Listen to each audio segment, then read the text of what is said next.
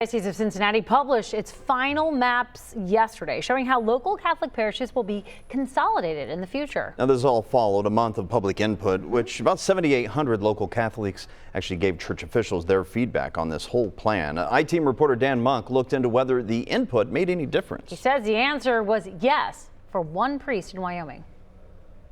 Oh, I know for a fact that a fair number of my parishioners and a fair number of my staff gave their thoughts, as did I. Father Alex McCullough is proud St. James of the Valley had plenty to say about the Beacons of Light restructuring plan. We were very intentional about telling them from the pulpit that this is an important step in the process and they should let their voice be heard. But did it really make a difference? Those local considerations were definitely highlighted and made for some edits that are hopefully very strong. Spokeswoman Jennifer Shack says parish families were modified based on feedback showing parishes were already working together. We want more than anything for a family of parishes to pool their resources together to be growing. And so ideally, none of the churches close. That was the goal in 2014 when St. James joined with two other parishes to form the Winton Wyoming Pastoral Region. We've been one of the fastest growing regions in the Archdiocese over the last 3 years. But when the first Beacons of Light maps were unveiled in October, St. James was split into a different cluster of parishes. Whoever was pastor of this family would have had 4 parishes,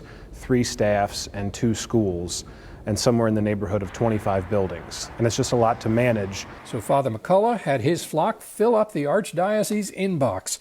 The final Beacons of Light map put St. James back in its original cluster. I mean, you can never really pinpoint exactly out of 7,800 responses what moved this way or that way, but I think a lot of the responses from a lot of places in the Archdiocese had to do with preserving these relationships. Dan Monk, WCPO 9, I-Team. And if you would like to take a look, we've put the map of all of the parish families online at WCPO.com and in the WCPO 9 app.